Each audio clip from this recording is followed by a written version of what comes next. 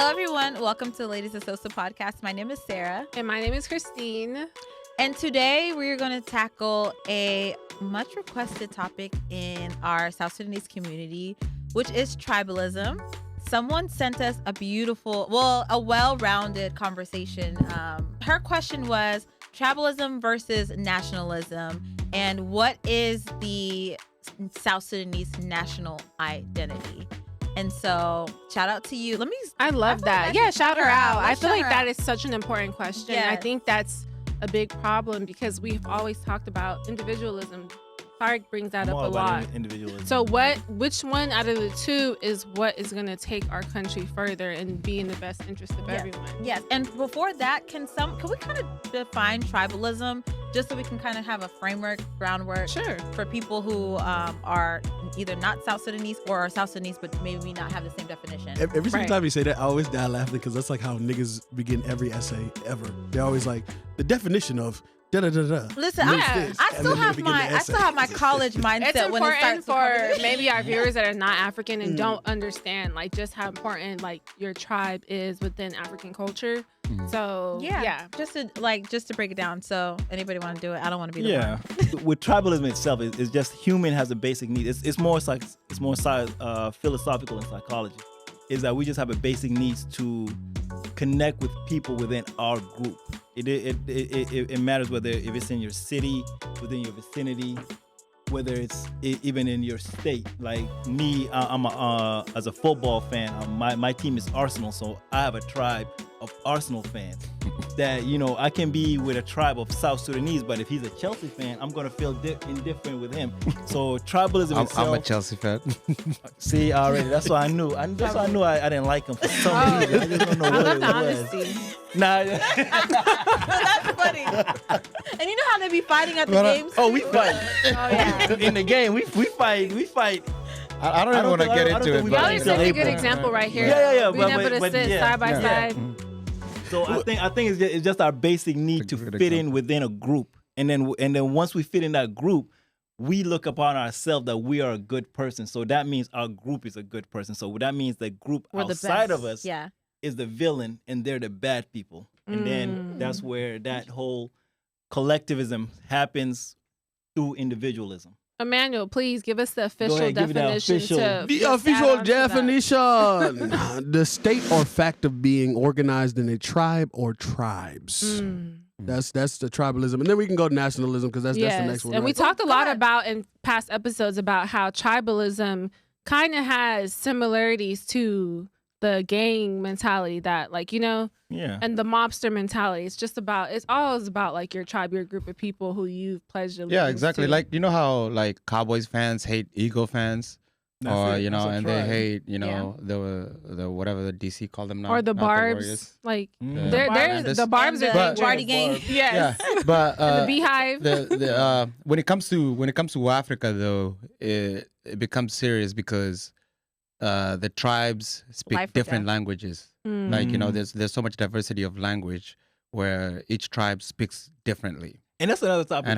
What is the national language of South Sudan? It's supposed to be English, but it's Arabic Juba. Let's be honest. Yeah. Oh yeah. I think the two are interchangeable. If you speak English. But I feel like we should. That's a topic for another discussion. Right. We should make sure it's English. Nationalism: identifying with one's own nation and support for its interests, especially to the exclusion or detriment of the interests of other nations. South Sudan right now, are we more supporting tribalism or nationalism? Definitely tribalism. Do we all agree across the board it's tribalism? We're probably the most tribalist, I would argue the most tribalist country in the world right now. No. I think we're just as tribalist as most Africans. Look at what happened in Rwanda. That was but now they're better. They're better. They learn from that. They learn from that. Exactly. Well, because the rest of the world was like, it happens in every country though. Like even look in Nigeria between the Yorubas and the Igbos and the Hausas. So it's not just a South Sudanese problem. I think it's an African problem. It is. But it's affecting South Sudan in a big way because all of us just agreed that tribalism is basically the mentality. It's not like, oh, we're all South Sudanese. It's like, I'm Bari, Yeah, let's talk about the stereotypes. I mean, and we're speaking from the diaspora perspective. Let's kind of remind the viewers that because we're not in South Sudan right now. Negative and positive. Where tribalism in South Sudan is deadly. And there's also a difference in generations as well. From our parents' generation when it was very, very strong to ours where we try to act like it's not there, but there is little remnants of it. We still Omaha. Literally, there is a split between tribes when it comes to the gang sex that they're at. Right. I feel like Dinka is the biggest tribe in South Sudan. Yeah, kind of like just the, kind of. And is there anybody Dinka? Well, I Sarah, I know you're half in the manual, so we do have representation for Dinka. But even within Dinka, there's a split. There's a split. Right. Like for example, I'm Dinka BA, so like we actually do like. I'm not saying we're split, but it's just like we're at that area that's like not South Sudan or North Sudan. I'm not gonna lie, I don't know too much about the sub. Please educate us. So BA is at the area where what do you know? The oil is right there.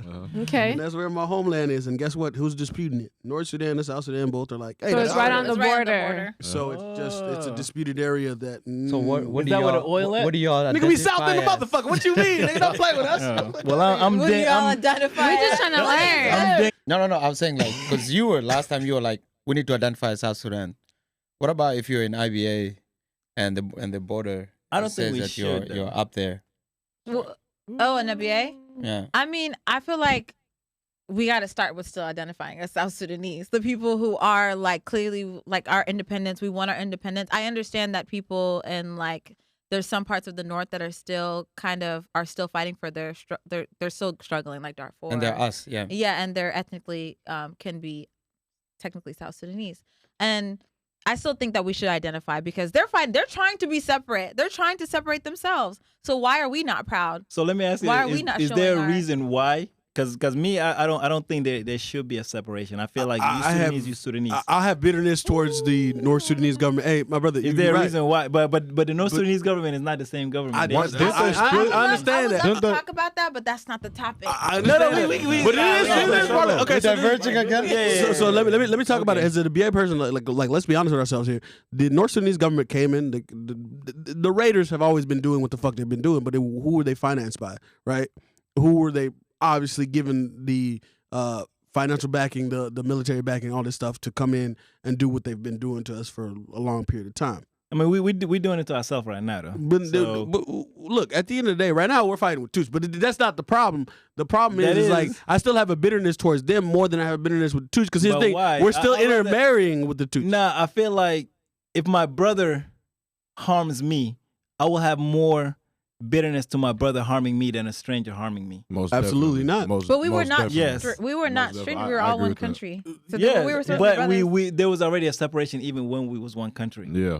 So then why are you so lenient and so like understanding and loving towards them? I'm not understanding and loving. What I'm understanding. I'm about logic, and logically stating is that there's already a cross-border affiliation with both countries. So what is the need for a split? This is gonna sound. If there's a need for a split, that means there's a need for a further split. This is gonna sound real racist.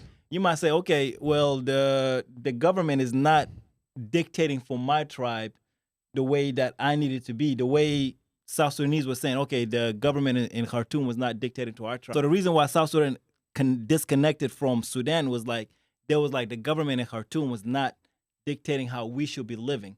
A big factor of why North and South separated, and it was like North versus the South. Let's be honest. The Muslimization of it had a factor to do it. Yes, definitely. Like it was the oil. Let's stop. It's not the religion. No, it's the oil. They wanted to Muslimize us. Wanted was the oil. They wanted to Muslimize the South, but they funded both sides. They wanted to Muslimize the South, and we didn't want none of it. And so that's why, as a Muslim, though? and so that's why, like South, and let me less this out. I'm Islam not a Muslim. I used to be a Muslim. I'm an atheist. So I don't believe in religion. Okay. Me personally, I feel like religion itself is one of the reasons why the world is where it's at right now. Easily controllable. As far as chaos. But what I state is money makes the world go around. There is no way that the North is going to come and Muslimify the South. They're not going to build up. Even in Nigeria. So why do you think? It's because they had oil. Oil was there, and one country said, you know what, we can get the oil. The other country was like, well, we can refine the oil. Sorry, I have a question. It's so why, if it was all about money, Sudan at that time was one country. Why was the South like underdeveloped? You know, not being represented in the Sudanese government. If it was just about money, because not race. in economy there's raw goods, and the raw good was petroleum, and that's like in Ghana there's cocoa leaves, but if you want to refine it and make it to chocolate, that's when you actually make the money. So in Sudan they was making the raw goods, which is petroleum, but for the refinery they had to take it to Durman, to the coast, to actually get it shipped out. That's where the money was in Sudan. So what they were seeing was wait a minute, we selling y'all these barrels for $50, and then y'all selling it out for $200. You're making quadruple of what we're making to pump out the oil for less work than what we're doing to pump out the oil. So there is a money factor there. So there is the reason why they said, okay, let's have a split and let's have an agreement of like, okay, when we sell you this oil, we're selling it for this price point. Because you have the refineries. There's no refineries in South Sudan. There's no ports in South Sudan because it's a landlocked country. So we're at a position right now where, as a landlocked country, we cannot really export anything that we make outside of going to another country. And that's the same thing that's happening in Ethiopia right now, where they're having a war with. They're about to have a war with Somalia and have a war with Eritrea because they're trying to get to the coast. So you're denying the fact that the North Sudan tried to Muslimify the South Sudan. Yes, I am denying that, because I think that's a falsehood that was sold to the people so that they can rally behind what the SPLA and all those people were doing, and that's something that every country have done to mobilize their people, is that they think like, hey, they're coming. Like right now they're doing it with the Republican parties, with the Democratic Party. But they say they're coming for your guns. Ain't nobody coming for your guns. Ain't nobody coming for your churches. Nobody's coming for your. Nobody is trying to make you become a Muslim. Nobody's trying to make you become a Christian. But what they do is they use propaganda to make you mobilize. Do you think? Yeah, the 90s was a movement. There's a reason why what's the name from Al Qaeda was in North Sudan. Like, what are we? North Sudan did not see us as equals. Yeah, they never. Let's be honest. They did not see us as equals. That's the point. And they thought we were savages who don't worship Allah, and so we needed to be purified, as they say it. We were monkeys. Yeah, exactly. They wanted to they enslaved us for exactly. Like let's not pretend like that was not a factor. Like, oh, it's just money. Like, no disrespect, but like at a certain point you got to understand the biases with this stuff. Because like ask your parents what they did during that period of time and how much the Raiders fucked people up.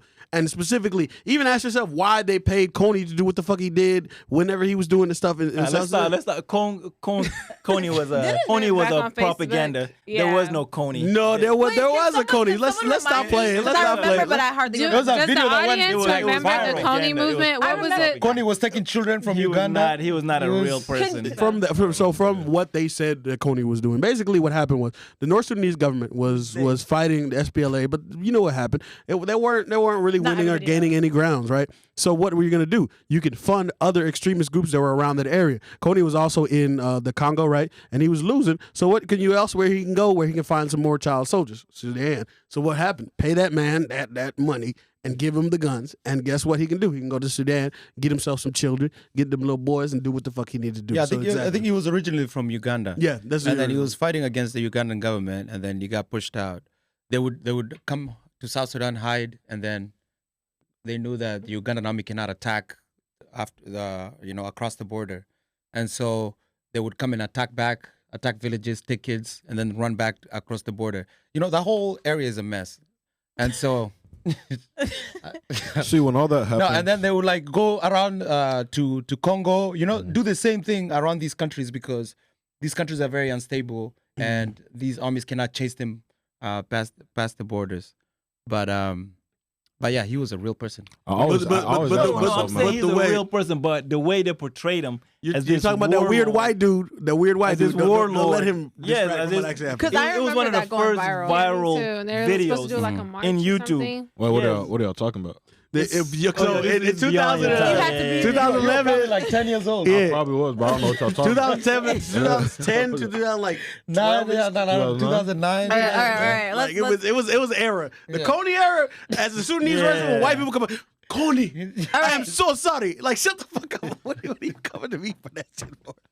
But hey, as a South Sudanese resident, I don't want to say I feel like because I say he's not a real. He's a real person, but I feel like they put him in a pedestal, a higher position. He was. We might have to add a reference. He was just a person in the jungle, going crazy. Do you remember this shit?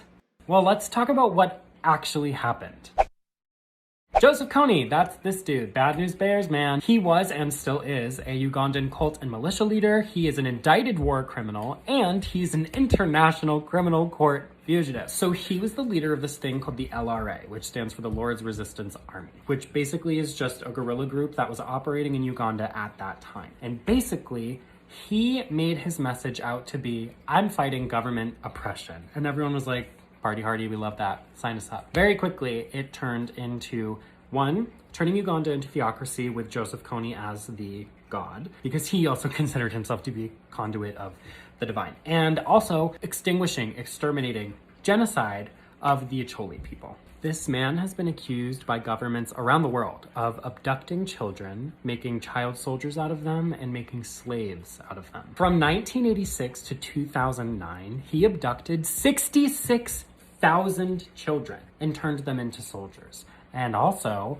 2 million people were internally displaced in Uganda. So he was tried for crimes against humanity and war crimes at The Hague, but he evaded capture. So since 2006, the LRA hasn't been operating in Uganda. However, there are tons of sources that say, yeah, they're not in Uganda. Now they're in the Democratic Republic of the Congo. Fast forward a little bit, we're in 2017 now. Kony's still at large, but the US and Ugandan governments were like, not that big of a deal, because his militia was measured to be like 100 soldiers, whereas when he was like really going, he had 3,000. So they just stopped the hunt for Joseph Kony. Now, let's talk about Kony 2012, the ultra viral global phenomenon of a documentary that was released onto YouTube. This was directed by a guy named Jason Russell, and it was released on March 5th, 2012 by a nonprofit called Invisible Children. When I say this spread virally, I mean it spread faster than anybody has ever heard of, period.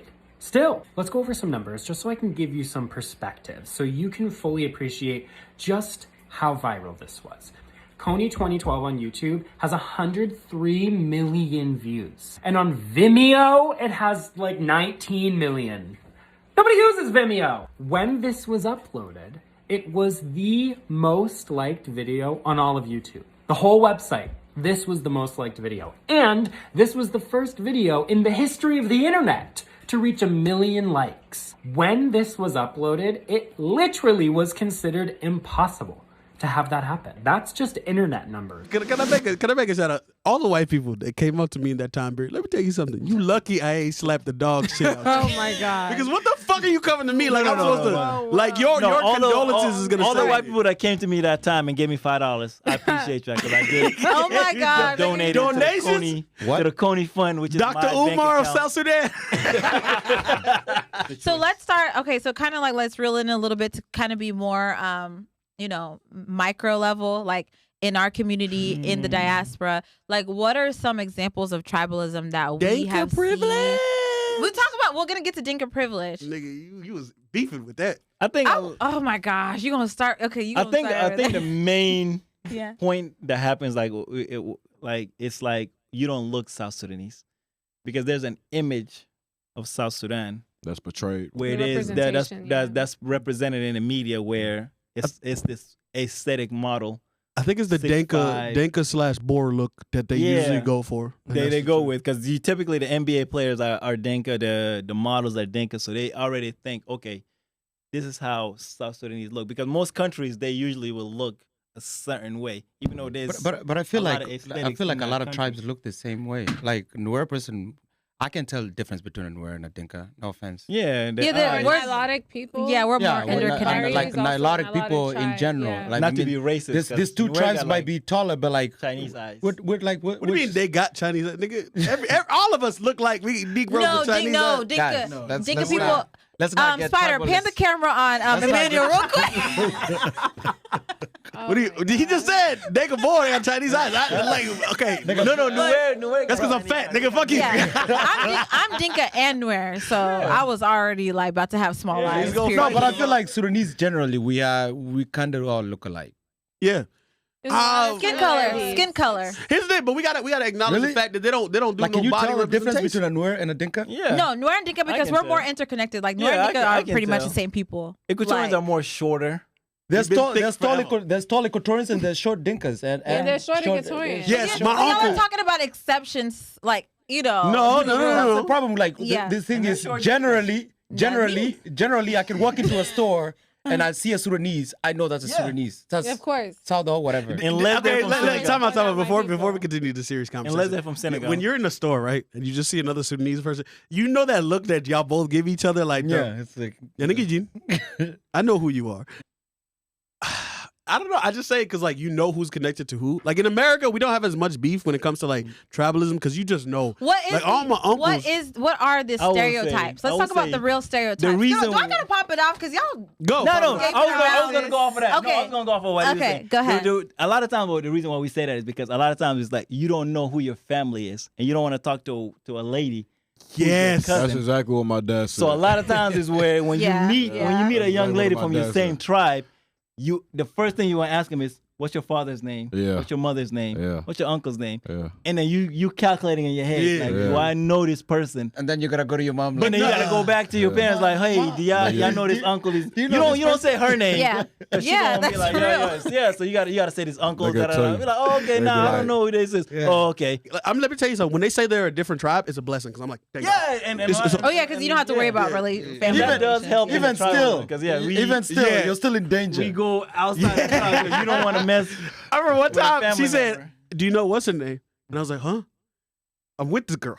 I'm with the girl. Yeah, why did you bring this up earlier? Why did you bring this up earlier, right? And then she's like, marriage. Hallelujah. Oh my God. You know what? My mom actually told me, she was like, whenever you're dating a South Sudanese guy, you need to tell me because I will let you know if y'all are related. Because they know not. I don't know And I about was South like, Sudanese yeah. parents. They know all the family trees. I don't know how. Yeah. But they do. know Oh, they everybody. know. Because my mom always asks me, she's like, who's going to be on the show? Who's going to be on the podcast? And I'll tell her the names. And she's like, who's their father. parents? Yeah, who's the that's it. parents? Wait, I'm like, I don't know. Quick And she's like, why don't you know their parents? Quick question. Does your mom know any of my parents? She Probably. does. She does. Okay. She does. My mom knows everybody's parents. And if she doesn't, she'll be like, just show me a picture. Show me a picture. I'll know who the parents are, or I'll figure it out. The thing. Yeah. That's why it's such a big thing here in diaspora because, like, it's not because we're separated from South Sudan. It's more so you probably knew the person back home growing up, or you knew their family, or they were your neighbors. So when they ask you, it's like they're not gonna know who you are because you don't know everybody's kids. So when they ask you who are your parents, that happens to me like a million times. Like when I tell them who my parents are, then they light up and they're all warm and embracing you because it's like, okay, I know you, I know your family, like. But it always has to start with, like, who's your family? Like, who's your parents?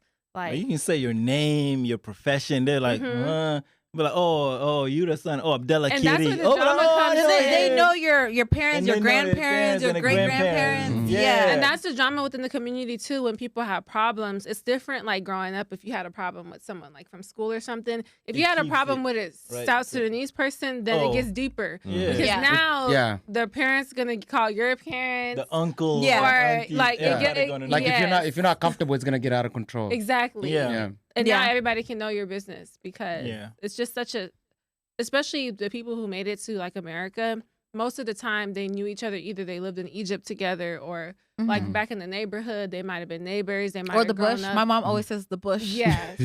like they grew up call it in the the bush. bush. Yeah. And I feel like that's a beautiful thing about growing up here in the diaspora is the fact that we don't focus. It's still very prevalent, and I did see it a lot growing up. But it wasn't the sole focus because we all were like dealing with the struggles of being immigrants or refugees who moved to a new country, who were just trying to find community within the people that are from the same country as us. So I might not have been close to you back in Egypt or back in South Sudan, but because of the fact that you're from my country and we're here, it's like, okay, well, I'm going to get to know you now because all we have is like us, and I'm like longing for a sense of community. Where in America, people speak different languages, different culture, everything. You could feel ostracized and kind of alone, like especially in the workplace or whatever when you move here. But once you get comfortable, once we started getting comfortable in the U.S., it's like, well, these Ecuadorians. That was great. That's what I'm saying. Like that's why, like I feel like she made a great point. I feel like especially when it comes to states. The more concentrated Sudanese people are, the more tribalistic it becomes. Yeah, for sure. Because there's that's numbers. true. Yeah, like all your Dinka homies with you. Like in Utah, you have powers. Like in Utah, there's less of that. Like we're such a small South Sudanese community that we're all friends. We're all friends. Like we all get along. Like this tribalistic stuff is not. We don't have it over there. It's not relevant. It doesn't help. Because if you ostracize yourself from that small community, then who do you have? Yeah. So that actually makes sense to what Christine's point is. And I feel like I feel like the first time we were here, KK asked like, how do you fix that? I feel like ideally. You take the most tribal people, you put them, let's say Norway, and and then put them as neighbors. Yeah. How long does it take before they're like? They're gonna be cool. Yeah. So if you're tribalist towards like Dinka people or Dinka person that's tribalist towards other tribes, put them in a wait until you're like the only person that looks like you is the other person like. You gonna make community. Yeah, exactly. So this is gonna sound. You're gonna have more in common. Well, you're gonna realize just how similar you are. You're gonna be like, yo, you wanna come get some tea? Oh, that's so deep. That was a perfect way to start that. Yeah, he's 1,000% right. Because I thought about this. There was a conference, right, with all the uncles today, and then with my pops and his uncle friends. And I realized all them niggas really are in beef with each other. But in the United States, they became such close friends since the 90s that even to this day, they'll discuss stuff and be like, hey, yo, talk to what's the name about this, and then I'll talk to what's the name back home about this. And it's like, it could end up being a peaceful situation because these dudes love each other. They see each other every other day. They're like, watching soccer, talking shit, doing all these different things, and eventually you start to realize, like at the end of the day, like we family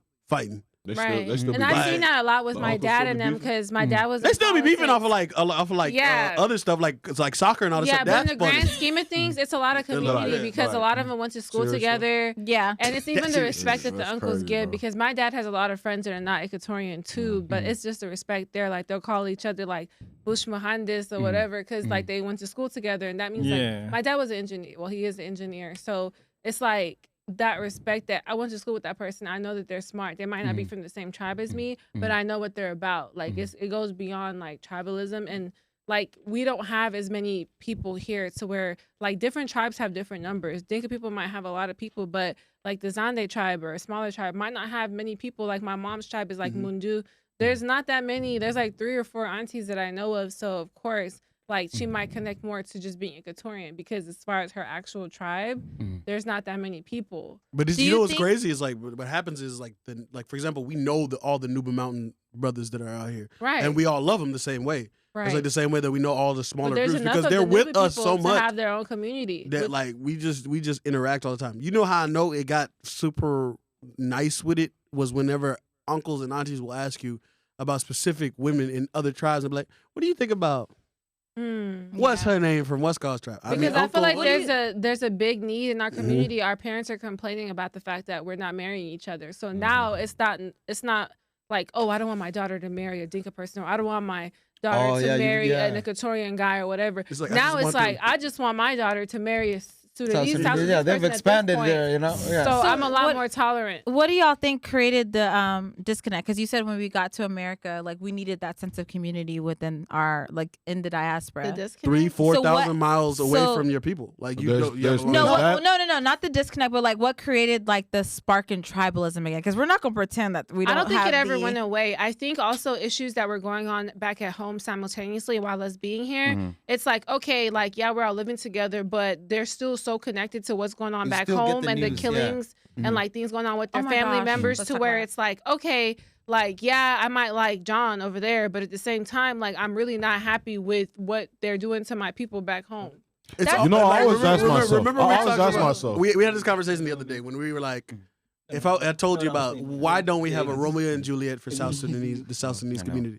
Do you understand how easy it is to make a Romeo and Juliet for the South Sudanese community? All you got to say is like, oh, it was Equatorian and this one was Dinka. And that's it. boom. Emmanuel, do it. You doing skits?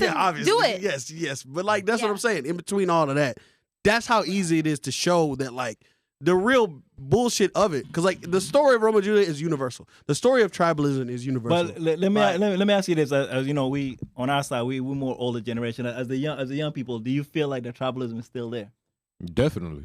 I definitely believe that. You can see whenever you're going amongst like different uncles and aunties. They think because I'm young, I don't know what they're saying in Dinka. But the thing is with me, I may not fully know how to speak Dinka, but I can still 100% understand what you're saying. Yeah. And I can hear them saying, talking about other people. You know, I don't want to get into it specifically, but I can hear them talking about other people and certain tribes. And when I see that, I always ask myself, it's just pacing in my mind. It's like, is it ever that serious? Like, do you have to be doing that stuff? Like, but you do realize that's holding us back. It's part of that. I feel like in when I say Sudanese, it's South Sudanese culture. Shamurat is part of it. We love our Shamurat. We love talking about other people. Yeah, because it makes us feel better about ourselves. But you don't think that sometimes like sparks like bad blood between tribes. Of course I do. I'm a Stoic, so I believe in Stoicism. Yeah. I believe in dialogue is how you go forward. Okay, Tyrick says he's tribalist towards everybody. Yeah, so this how as a Stoic I have to be tribalist. I like Stoicism too.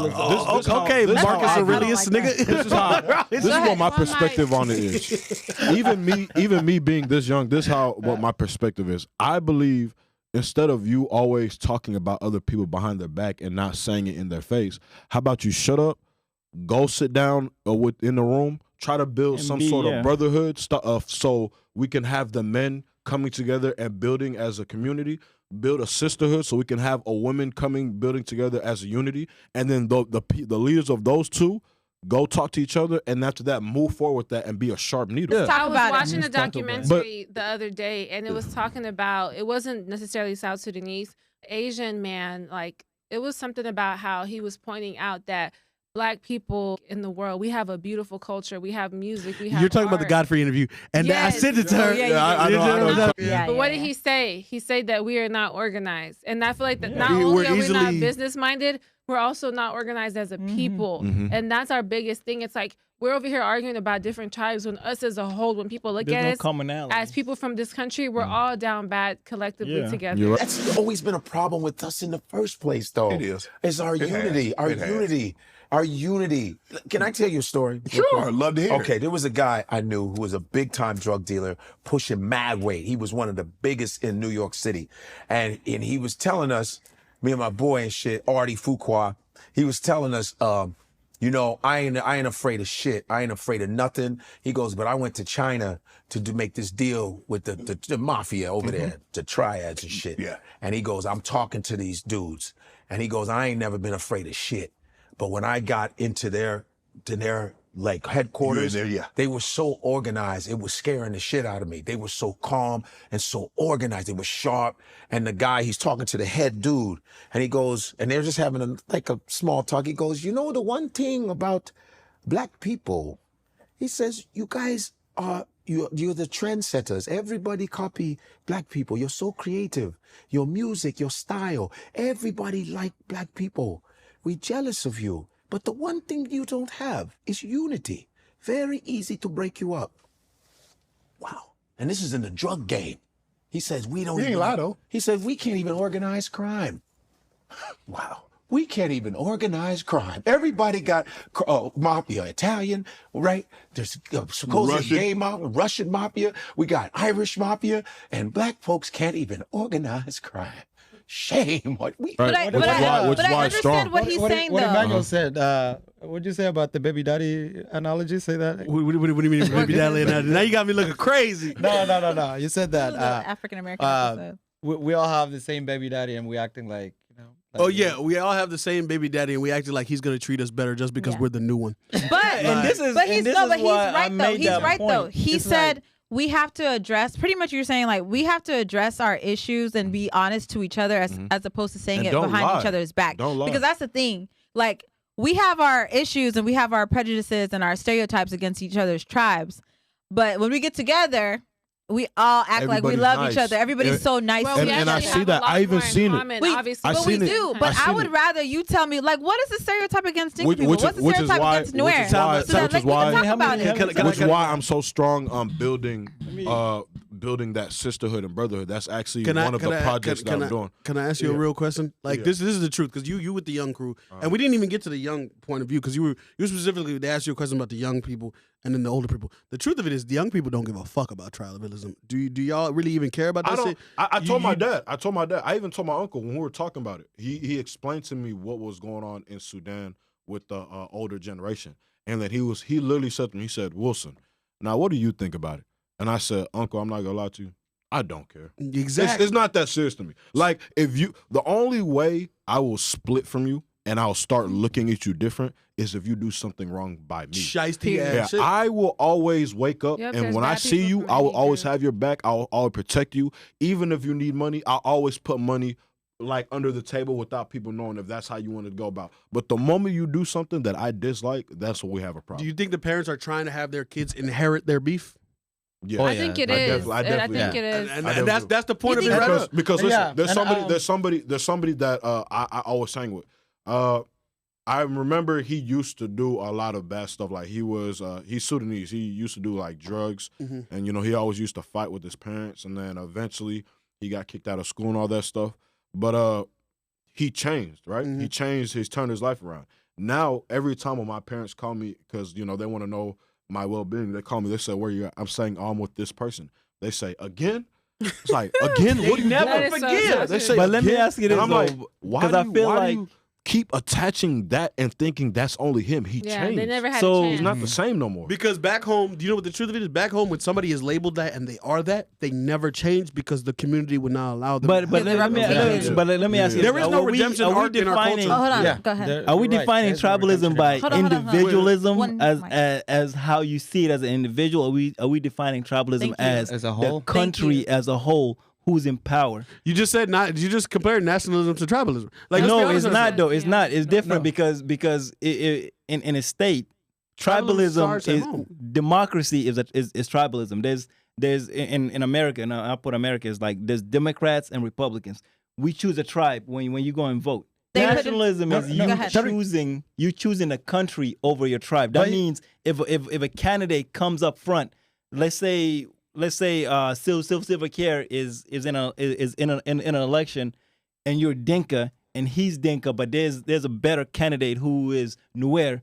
You are not going to choose Silver Care because he's Dinka. You're going to choose Silver Care or whatever. That means you choosing country over your tribe. I agree with that. Then that's how it should be. I agree with that.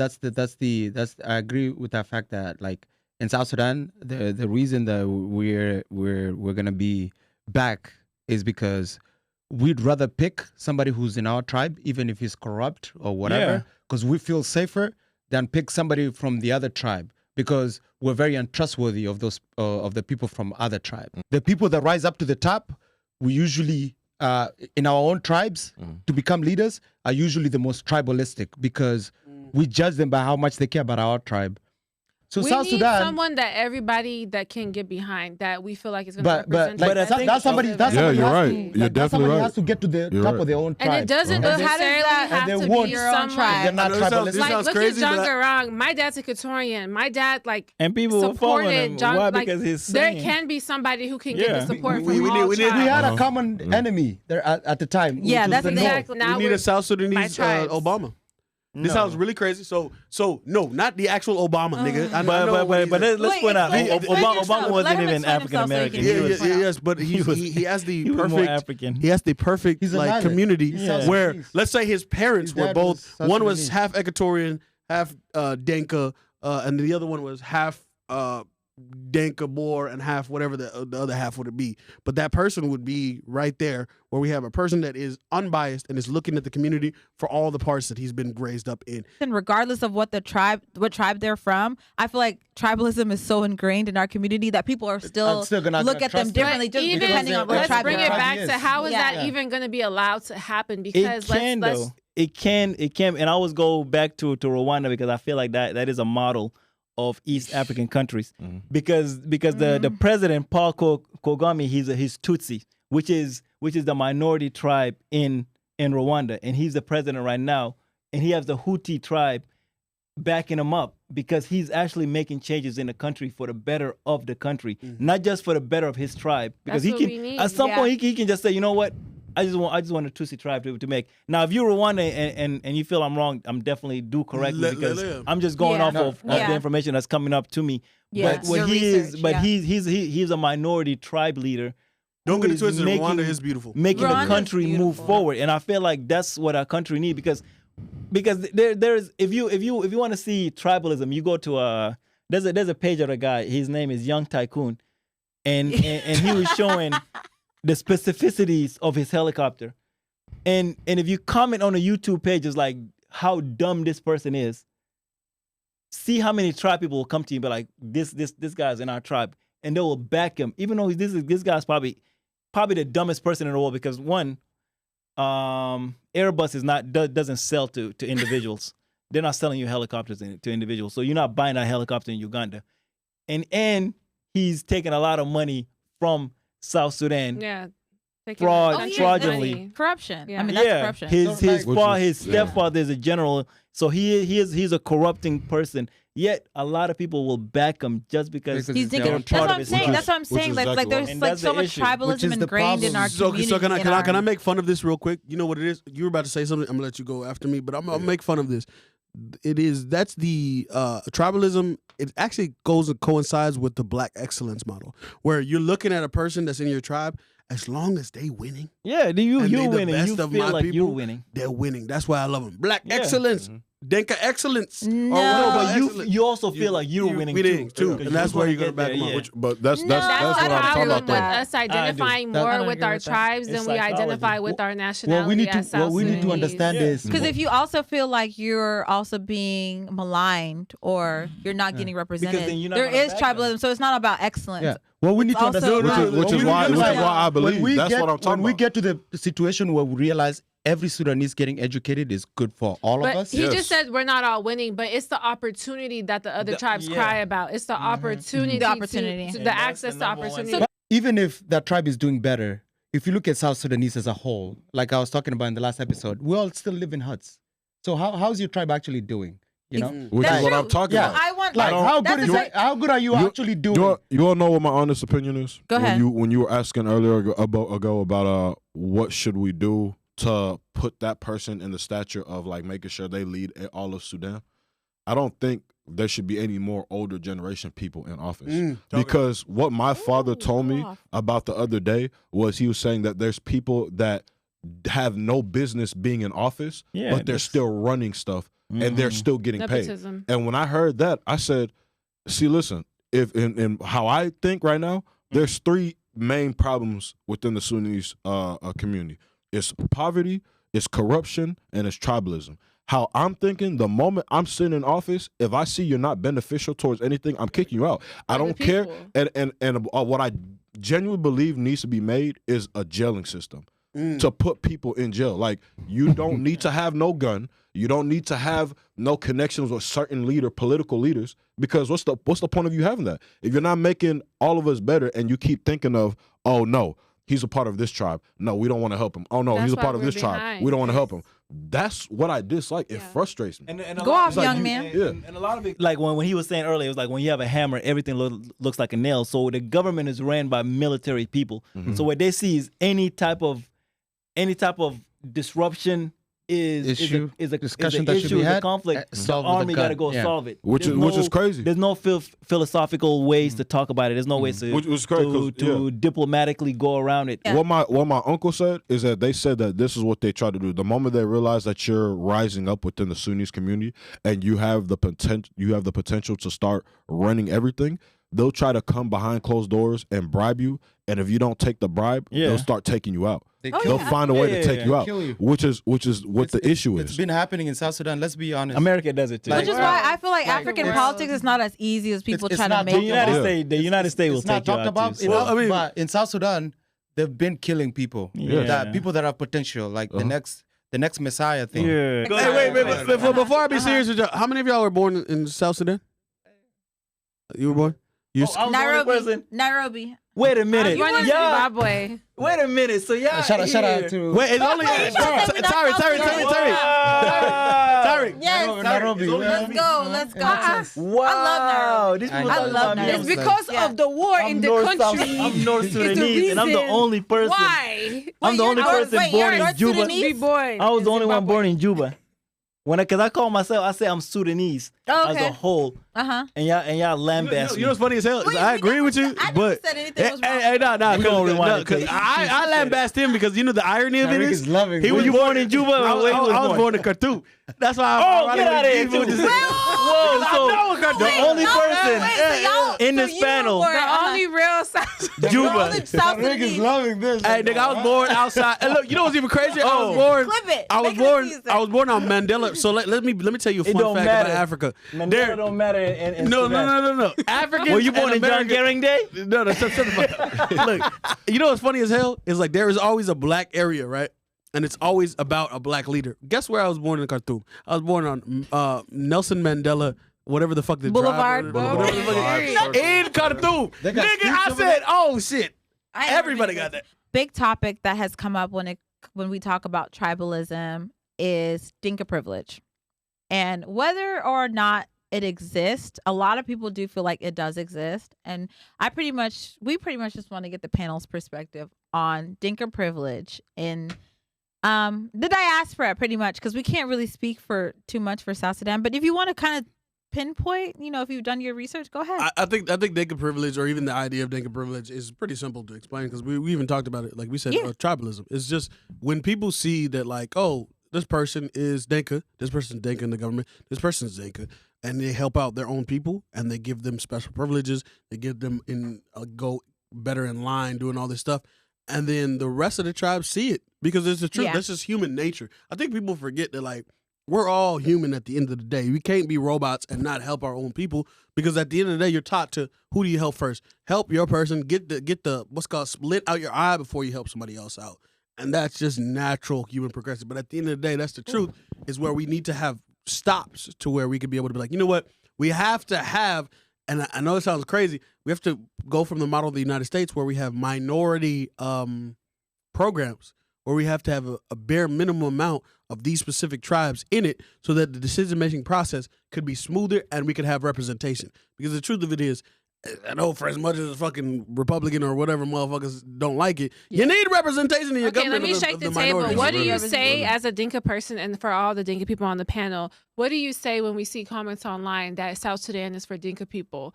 Or certain like things that go viral that says like, okay, like the best tribe or whatever, like just like South Sudan is for Dinka people. It doesn't matter that we have all the positions and everything. Like, this is our country. We're the one that fought for it anyways. What do you say to those comments? Me personally, how I see it, even though I'm a part of the younger generation, how I view that when I be seeing it, I'll consider those type of people within our own community virus. I think they need to leave. Like, I don't like hearing that stuff. I don't like thinking about that stuff because the number one thing it does is cause a division.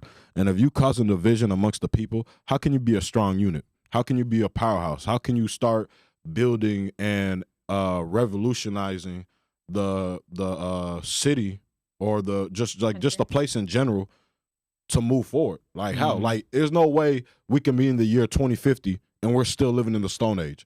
Right. Like, I refuse to let that happen. Like, me, there's no way. Like, it's 2024 right now. If we get to 2050 and we're still living in the Stone Age, there's people that need to get fired immediately. Question for you, Wilson. Are you familiar with Mama Amira? She's someone who, or what's her name? Amira, yeah. On TikTok? Yeah. On social media. Everywhere. No? Yeah. No. First lady are you talking about? Who's that? South Sudan. You don't know? Yeah. We're going to post a clip. Why? What we're going to post a clip, but the first lady of South Sudan. What did she do? So she's basically like a public figure as far as social media goes now. Our first influencer?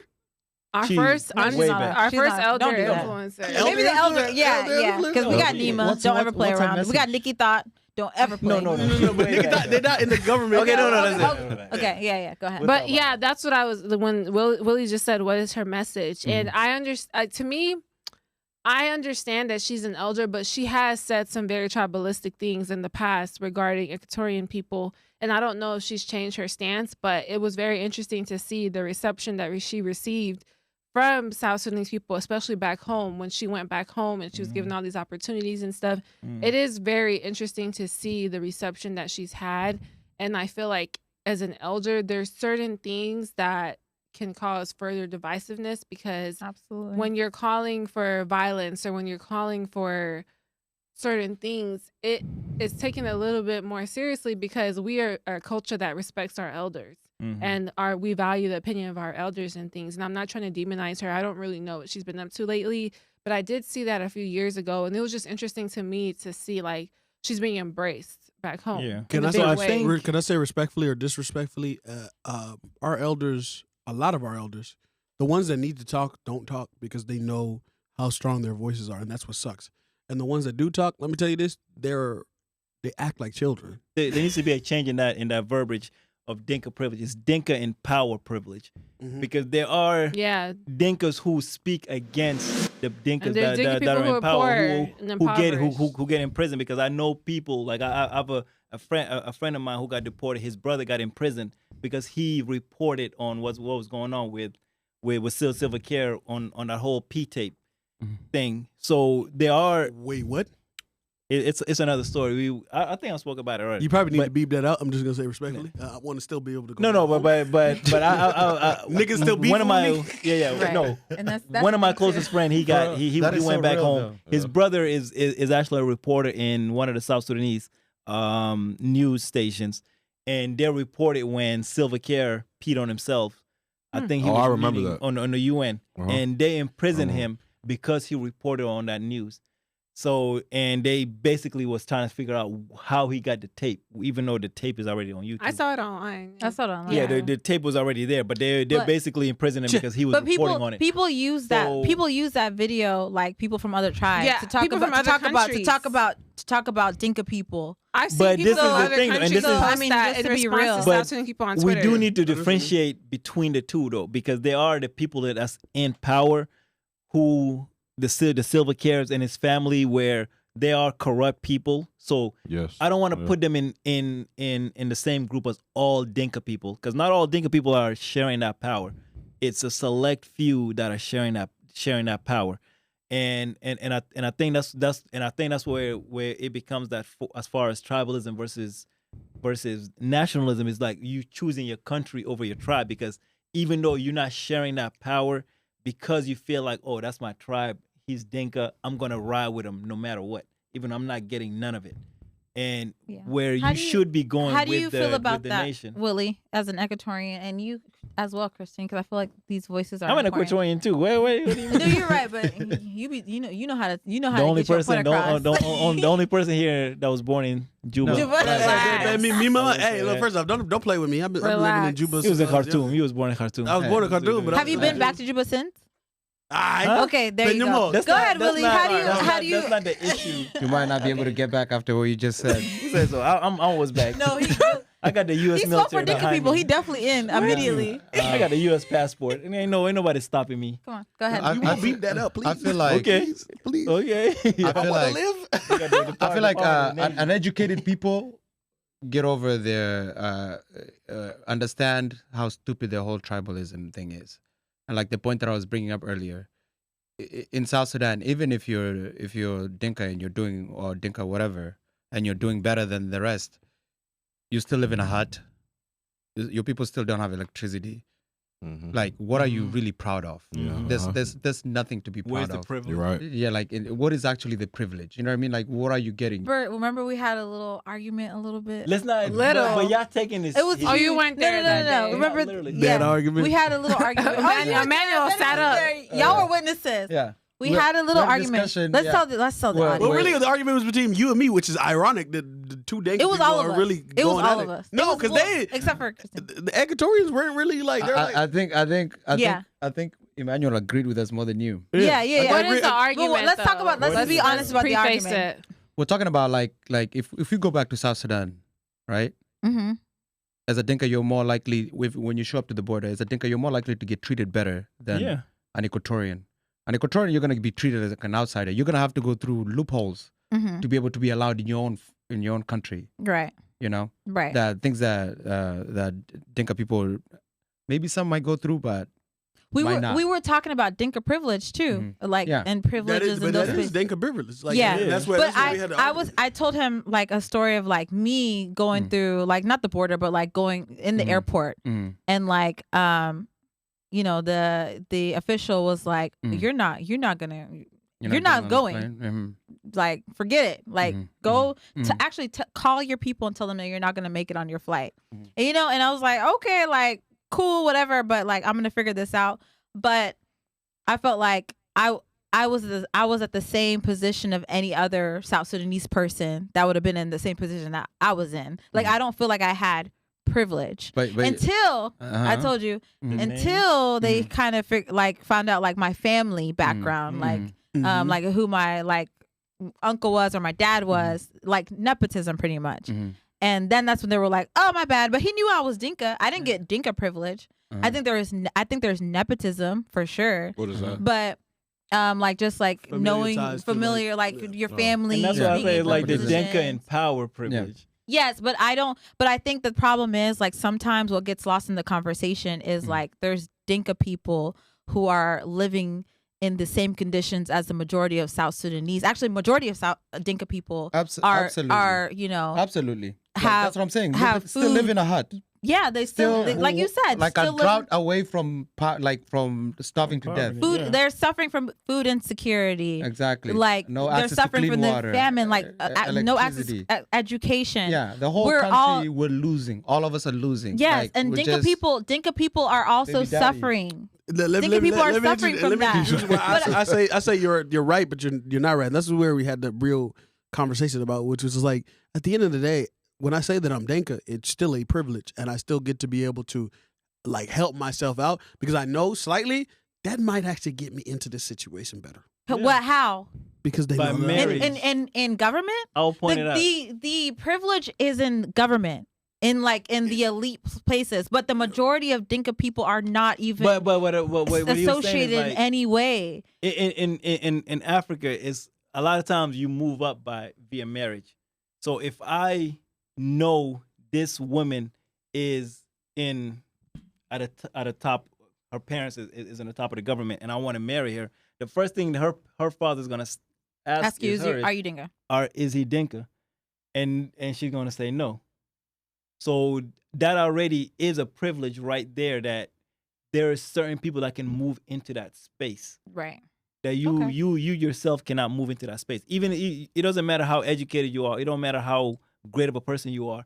But do you have that lineage? And like she said, when she was at the airport, it's like they had to look at her background, because it didn't matter who she was as a person or tribe. It was her background behind her.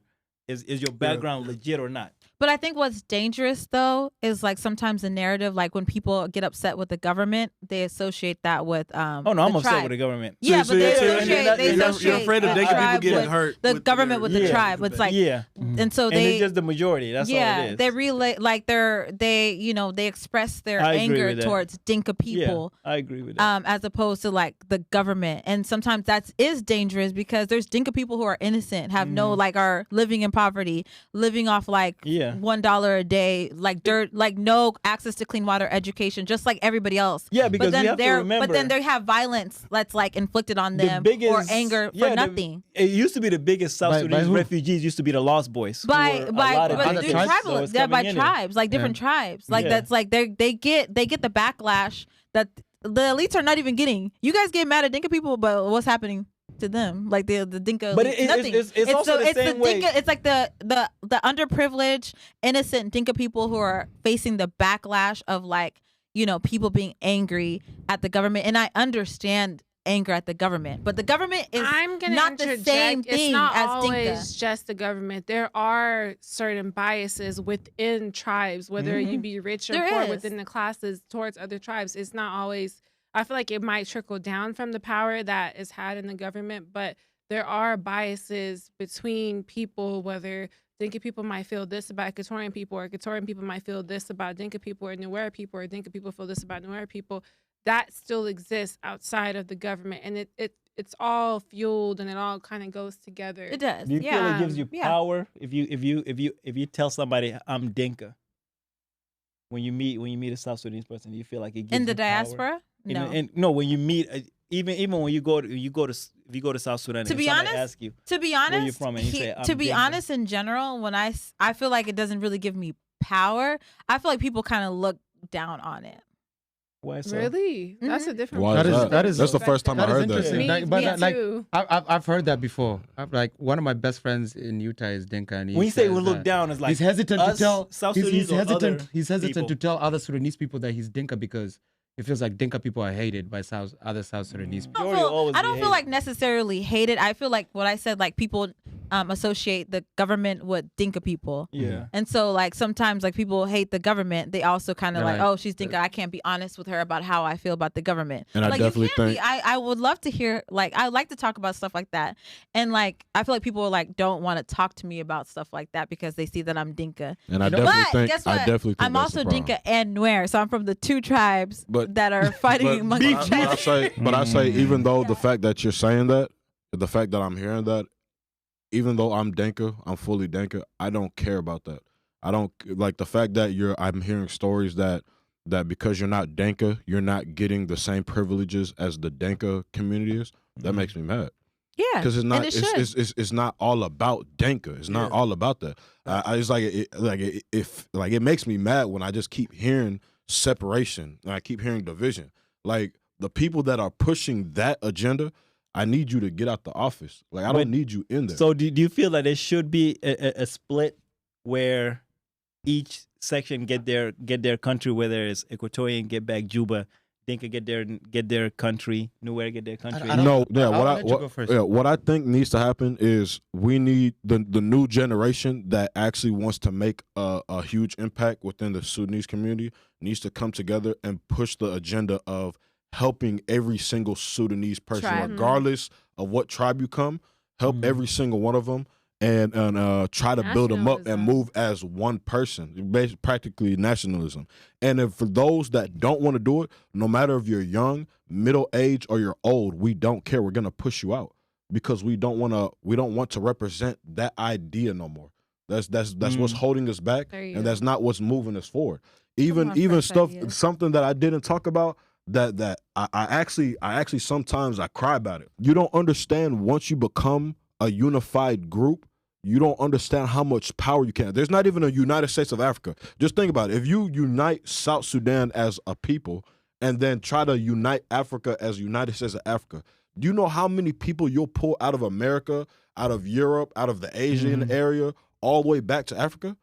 I think when you give people equal opportunity and equal, I guess, rights to this country that we all have such deep ties and love for, and if we can first agree on the idea that this is our country for all of us, I feel like that's the start. Because right now, it's being made, it's perpetrated to like, okay, this is for this group of people, or this group of people is in power, or this is the biggest number, or these are the people who fought for it, and we're like freeloaders that are just in the country, like, you know. So I feel like let's not make people to feel like, oh, you're not even South Sudanese. That's where we can start. Which is a very, very false narrative. I think the whole narrative about only one tribe fought against, it's absolutely false. There's very many Equatorian people that fought in the SPLA. Like, I don't know why people keep saying that. Like, maybe not as many as Dinka or Nuer, but there were a lot of Equatorians that fought for the freedom of South Sudan. So I hate that narrative because it makes people think like, oh, you don't deserve this because you didn't fight. No, there's a lot of us fight. I have a cousin who's in the SPLA, and so we need a common story. If we're gonna exist as a country, if we're gonna both rise up, we need a common story. If we don't, we're gonna focus on each other. The rest of the world, is moving on, and we're still in the Stone Age. And I agree with that. We're still in the Stone Age. It would be beautiful if we can actually have a united, not just our South Sudanese flag, but a united flag that represents all of the tribes together. I love where that. It's united in the ideals of our tribes. Just the same like the black nationalist flag, but something that actually represents all of us to know that we want unity between all of our tribes. Fuck all the bullshit. We want unity, and that's what we should focus on. All right, and on that note, we're gonna have to wrap up this episode, y'all. These conversations are so spicy that we often run out of time. So if you are interested in us doing a part 2, please let us know. But Sarah, I will let you close this out. Yes. This is a sensitive topic, so I feel like we're definitely gonna have to do a part 2, part 3, part 4. We have to do it. Time, yeah, because what you brought up, Willie, about like people saying that Equatorian people didn't fight in the war, that's a whole subject matter in itself. Spicy. And so I feel like we have to talk about that, and it's like it's important because we got to break down these taboos so that we can really have community, you know, because it's always going to be in the back. That's of the the only mind. way forward is for us to focus on nationalism. Yeah, and I do want to say also being like from both of the 2 biggest tribes, Dinka and Nuer, I do think that like obviously speaking for like in my perspective, I do think that Dinka people do have a responsibility in the tribalism, and representation in government is Dinka mostly. And there's a lot of people who still uphold things that are bad just because the person is Dinka. And I think that, and I feel like we have to like stop hold that. Everybody accountable. Everybody needs to be held accountable, and everybody needs to be looked at. And like if we're going to talk about nationalism, who's fighting for the betterment of our country? And so I can say that like that's a big thing of tribalism is like upholding wrong. We don't got to do that. Right. Uphold right as a country, as people who are and Sudanese. Ostracizing those who still have a tribalistic mindset. Yes, the absolutely. only way we're going to move forward is nationalism. Anytime you see someone saying something tribalist or like just behaving in a certain way, we have to start calling it out, or else we're complicit. I'm not Dinka Nuer, you're not Equatorian. That never comes up between us. And same with Emmanuel, everyone. So in real life, we're able to kind of police that. But we need to be able to call it out. When people are silent, that's like being complicit and lending to what the divide is in the first place. But I also feel like tribalism is a divide and conquer tactic that's used politically.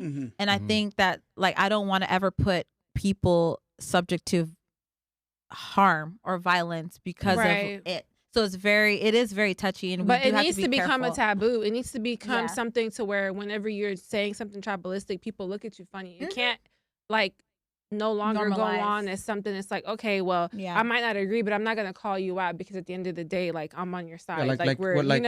After Kenya went through the violence in the elections, I don't know if it was like around 2008 or something. I remember meeting my Kenyan friends, and like they were like, my tribe is Kenyan.